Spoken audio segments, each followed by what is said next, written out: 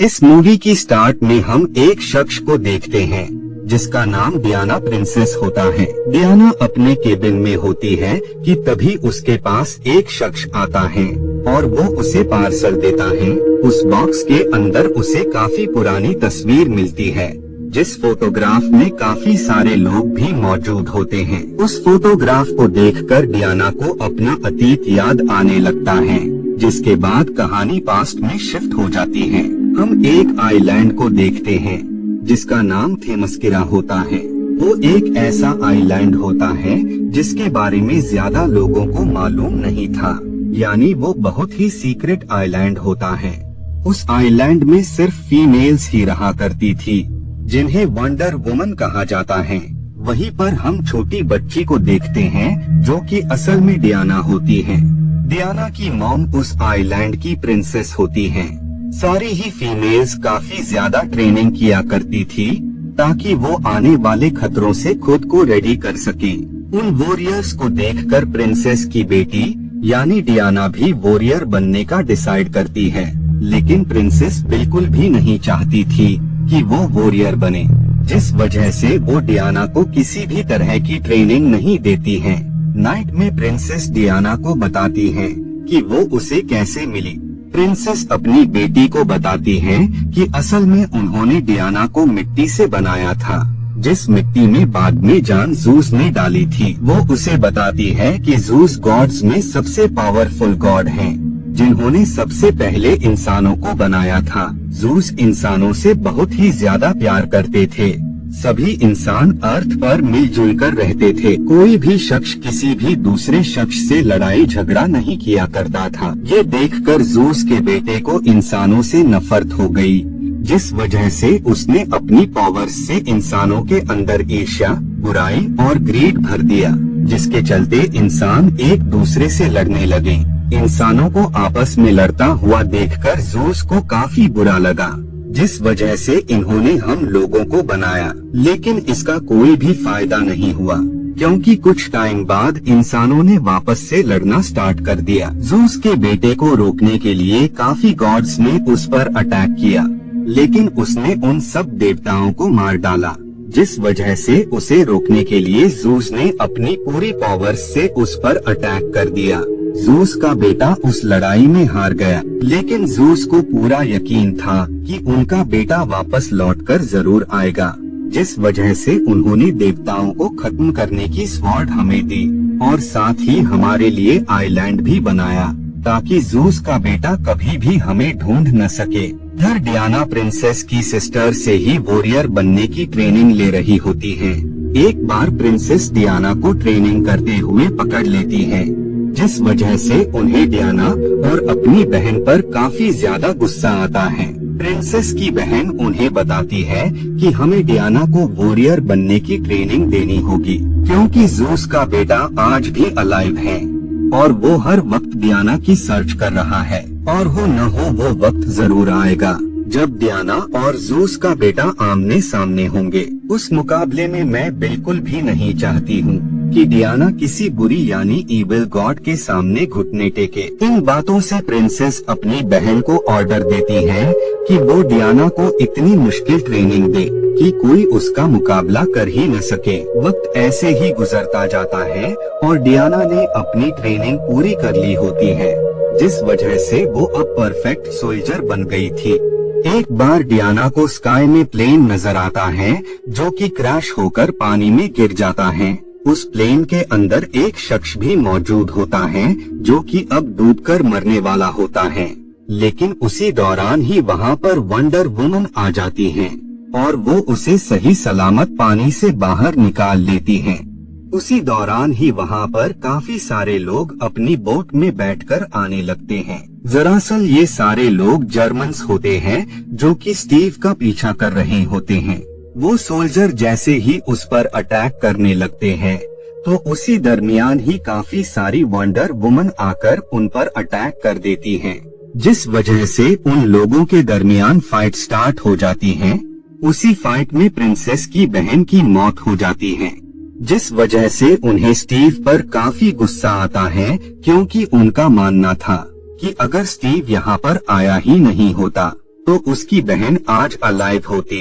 Princess Steve पर attack करने वाली होती हैं, लेकिन इससे पहले ही डियाना उन्हें रोक लेती है और वो उन्हें बताती है कि असल में स्टीव उन लोगों को रोकने में उनकी हेल्प कर रहा था और वो काफी अच्छा इंसान है।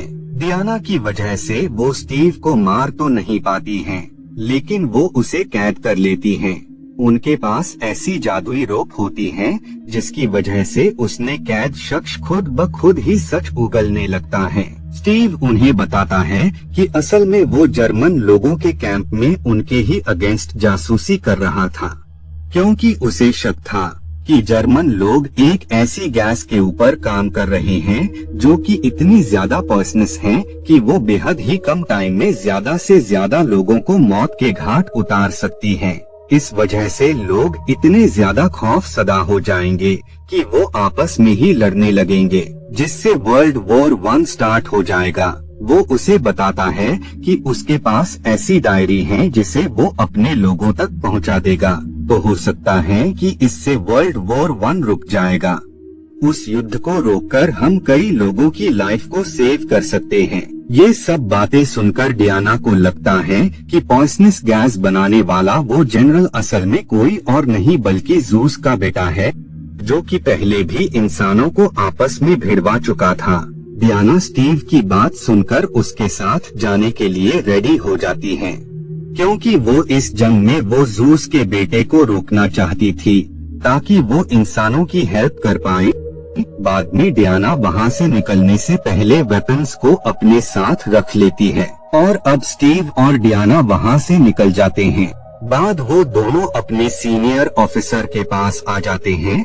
स्टीव जब उन्हें डायरी दिखाता है तो उन्हें उस डायरी में लिखे कोई भी वर्ड समझ में नहीं आते हैं, क्योंकि वो दूसरी लैंग्वेज में होते हैं। लेकिन डियाना को डायरी में लिखे सारे ही वर्ड समझ में आ रहे होते हैं, जिस वजह से वो उन सबको इसका मतलब बताती हैं। लेकिन वो ऑफिसर्स उनकी पूरी बात सुनने से इनकार कर देते हैं, क्योंकि वो लोग दूसरे कंट्री के साथ समझौता करने वाले थे। इधर वो ऑफिसर और उसकी असिस्टेंट होती है। उस शख्स ने ऐसी गैस बनाई होती है जिसे जो भी शख्स स्मेल करता था वो शख्स बाकी इंसानों के कंपैरिजन में बहुत ही ज्यादा शक्तिशाली हो जाता था। वो शख्स जैसे ही उस गैस को उनकी बॉडी में डालती हैं, तो इससे ऑफिसर की बॉडी में बहुत ही ज्यादा एनर्जी आ जाती है। इसके साथ ही वो शख्स एक और गैस के ऊपर काम कर रही होती है, जिस गैस की हेल्प से वो कम से कम वक्त में ज्यादा से ज्यादा लोगों को मार सकते थे। इधर स्टीव डियाना को और अपने कुछ खास साथियों को लेकर उस प्लेस पर आ जाते हैं जहां पर वॉर हो रही होती है। डियाना वॉर में इंजर्ड हुए लोगों को देखकर उसे काफी ज्यादा बुरा फील होता है, जिस वजह से डियाना जर्मन्स को रोकने का डिसाइड करती है और अब वो अपने वंडर वुमन वाले रूप में आ जाती हैं। जर्मन सोल्जर वंडर वुमन पर लातदाद यानी काउंटलेस अटैक्स कर रहे होते हैं, लेकिन उन बुलेट्स का डियाना पर कोई भी असर नहीं होता है। बाद में डियाना उन लोगों पर अटैक कर देती है, जिस वजह से उन लोगों के दरमियान फाइट स्टार्ट हो जाती है। वो सोल्ज काफी ज्यादा अटैक्स कर रहे होते हैं, लेकिन वंडर वुमन उन सभी से बहुत ही ज्यादा पावरफुल होती है, जिस वजह से बहुत ही कम टाइम में ज्यादा से ज्यादा लोगों को मार डालती हैं। जर्मन सोल्जर ने जिन विलेज के लोगों को किडनैप किया होता है, उन विलेजर्स को स्टीव और उसकी टीम के लोग आजाद कर देते हैं। बाद में वो विलेजर्स खुश होकर उन लोगों की फोटोज क्लिक करते हैं। वहाँ पर उन लोगों को पता लगता है कि जर्मन सोल्जर एक पार्टी रखने वाले हैं, जिसमें बहुत सारे जर्मनी के ऑफिसर्स भी शामिल होंगे। जिसके बाद ये दोनों उसी पार्टी में आ जाते हैं। जरा से डियाना को लग रहा होता है कि वो ऑफिसर ही जूस का बेटा है, जो कि उस ऑफिसर के रूप में इंसानों के बीच में रह रहा है और वो इसी तरह इंसानों को एक दूसरे से मरवाकर खत्म करना चाहता है, जिस वजह से डियाना अपनी स्वॉर्ड से उसे मारने वाली होती है। लेकिन उसी दौरान ही स्टीव उसे ऐसा करने से रोक लेता है। वो उसे समझाने की कोशिश करता है कि वो जिस ऑफिसर को जूस का बेटा समझ रही है, हो सकता है कि वो ऑफिसर जूस का बेटा हो ही न, और वो फिजूल ही उसकी जान ले ले। इधर उस ऑफिसर के लोग उस विलेज में पॉइजनस गैस छोड़ देते हैं, जिससे काफी सारे लोग मारे जाते हैं। बाद में वहाँ स्टीव भी आ जाता है। उसे देखकर डियाना भड़क जाती है। वो उसे बताती है कि अगर वो उस ऑफिसर को खत्म कर देती तो आज ये सारे ऑफिसर अलाइव होते। बाद में डियाना हॉर्स पर बैठकर वहाँ से निकल जाती है और वो जर्मन सोल्जर पर अटैक कर देती है। बाद में वो उस ऑफिसर के पास जाती हैं और वो उस पर अटैक कर देती हैं। लेकिन उस गैस की वजह से वो अब बहुत ही ज्यादा पावरफुल हो गए थे, जिस वजह से उन लोगों के दरमियान फाइट स्टार्ट हो जाती है। दोनों ही लोग एक दूसरे पर काफी ज्यादा अटैक कर रहे होते हैं, लेकिन बाद में वंडर वुमन आखिरकार उसे मार ही देती है। लेकिन उसके मरने के बावजूद भी वो नहीं रुकता है, क्योंकि वो ऑफिसर जूस का बेटा होता ही नहीं है। बाद में वंडर वुमन को अपने पीछे किसी शख्स के होने का एहसास होता है और असल में यही जूस का बेटा होता है। वो वंडर वुमन को भड़काने लगता है कि इंसान काफी लालची और मतलबी हैं, जिस वजह से अगर हम दोनों मिलकर काम करें तो पूरी दुनिया से हम इंसानियत का नामो निशान मिटा देंगे। वो उसे बताता है कि इंसानों ने अर्थ का क्या हाल कर दिया। उन्होंने अपने फायदे के लिए न जाने कितने ही एनिमल्स का सैक्रिफाइस करते हैं और इससे इंसानों को कोई भी फर्क नहीं पड़ता है। लेकिन वंडर वुमन उसका साथ देने से इनकार कर देती है और वो उस पर अटैक कर देती है, जिस वजह से उन लोगों के दरमियान फाइट स्टार्ट हो जाती है।